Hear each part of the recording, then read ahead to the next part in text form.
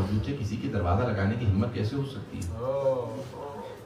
تو جب دروازے کو آگ لگی نا، دروازہ گرا دیا، تو جناب امیر آئے اس وقت، اور آنے کے بعد کسی کے گریبان میں ہاتھ ڈالا اور اسے زمین پہ پھینکا، اس کے سینے پہ پاؤں رکھنے کے بعد ایک جملہ کہا۔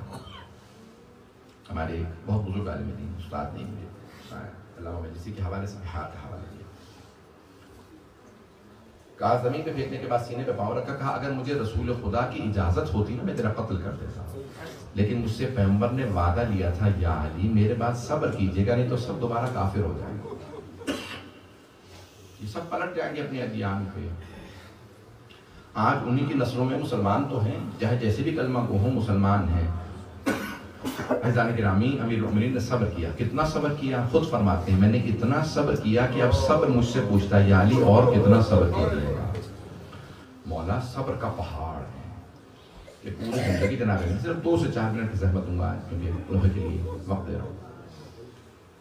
ہاں ذرا میرے ساتھ چلیے گا، مدینہ شہر ہے، حکومت نے پابندی لگا دی، خبردار کوئی علی کو مزدوری نہ دے، ان کے گھر میں فاقے ہونے چاہیے۔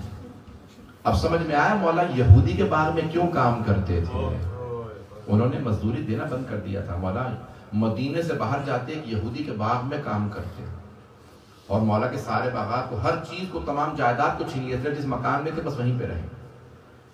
عزیزان گرامی سب چیزیں چھین لی گئی، جناب امیر علیہ السلام پھر بھی صبر کر رہے ہیں۔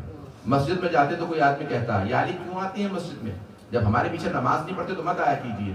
کہا نہیں میرا حق زیادہ بنتا ہے اس مسجد پہ، میں مسجد کو نہیں چھوڑوں گا، تاکہ کوئی یہ نہ کہے کہ علی کو خلافت نہیں ملی تھی مسجد میں بھی آنا بند کر دیا۔ کہا کہ نہیں مجھے مسجد سے کوئی جھگڑا نہیں ہے، میں مسجد میں آئی، پیغمبر کی مسجد ہے۔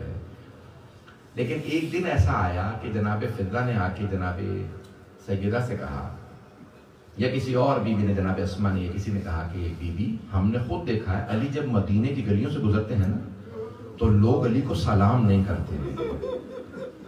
جب کہا نا لوگ علی کو سلام نہیں کرتے، جناب سیدہ سارا دن روتی رہی۔ جب آئے نا مولا ظہر کے بعد گھر آئے تو پوچھا کہ اے ابا الحسن، مجھے خواتین نے بتایا کہ لوگ اب آپ کو سلام نہیں کرتے۔ تو مولا کی آنکھوں میں آنسو آ گئے۔ کہا سیدہ اتنا ہی نہیں ہے، بلکہ اب میں جب لوگوں کو سلام کرتا ہوں نا لوگ مجھے جواب بھی نہیں دیتے، کوئی میرے سلام کا جواب نہیں دیتا۔ ارے مولا کائنات کا لوگ سلام کا جواب نہیں دیتے، مظلوم یہ جناب امیر کی بہت زیادہ ہے۔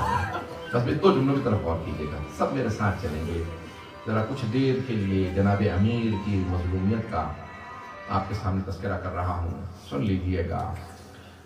یہ روزے کی حالت میں گریے کا ثواب اور بھی زیادہ ہے۔ ایک سوال کروں، جب آپ روتے ہیں کوئی آپ کو روکتا تو نہیں ہے، آپ کو کوئی تازیانے تو نہیں مارتا کہ رونا بند کر دو؟ جب جناب مشکل کشا کی بیٹیاں روتی تھی نا انہیں تازیانے مارے جایا کرتے تھے، انہیں رونے کی اجازت نہیں ہوتی تھی۔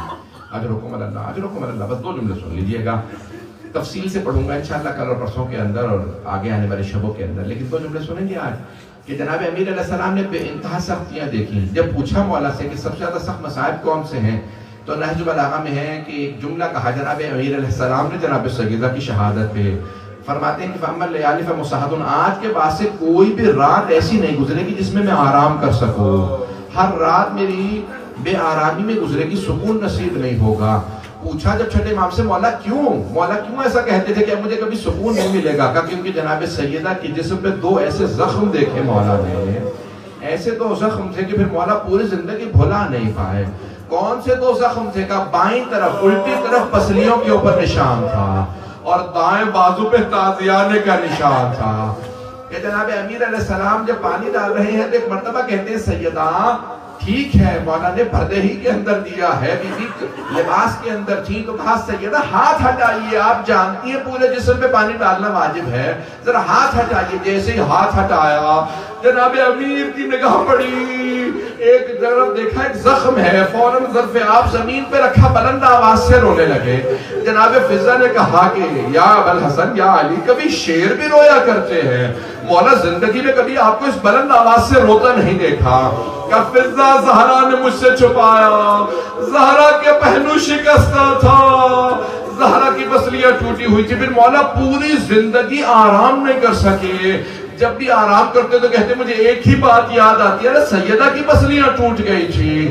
یہاں پہ جملہ کہوں گا، جناب سیدہ پھر اس کے بعد کروٹ نہیں لے سکتی تھی، نہ دائیں طرف کی نہ بائیں طرف کی، مولا سہارا دے کے بٹھاتے تھے۔ سیدہ کیا حالت بنا رکھی ہے کہ اے ابوالحسن میں اپنے بابا کو جا کے مسلمانوں کی شکایت کروں گی، انہوں نے مجھے بہت رلایا ہے۔ ایک مرتبہ جناب مالک اشتر نے یا کسی اور نے جناب امیر سے کسی میدان میں کہا، میدان جنگ میں مولا کی خلافت کے زمانے میں، مولا ذرا خضاب کر لی تھی، آپ کی داڑھی سفید ہو گئی ہے، آپ اپنی داڑھی کو خضاب کیوں نہیں کر لیتے؟ why don't you dye your beard؟ مولا نے کہا نہیں میں خضاب نہیں کروں گا۔ کہا کیوں مولا؟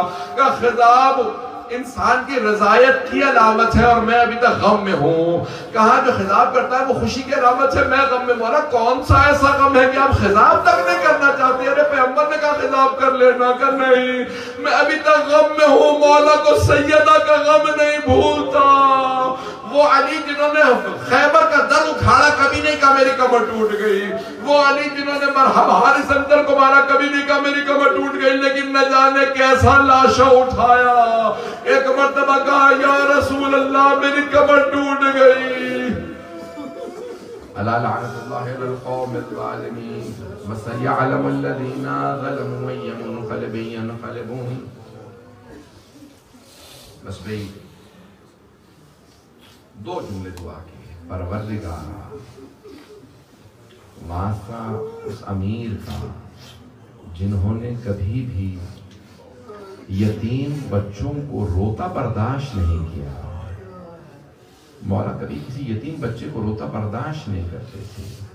پروردگارا اس حضرت امیر علیہ السلام کا واسطہ، ان کی روتی ہوئی پوتیوں کا واسطہ، ہم سب کو صاحب الزمان کا ظہور دیکھنا نصیب فرما، دشمنان اہل بیت کو نیست و نابود فرما، داعش و طالبان کو غارت فرما۔ شب قدر ہے، شب جمعہ ہے، شب دعا ہے، پروردگارا اعمال کی شب ہے، کسی کی بھی آج کوئی حاجت رد نہ فرما۔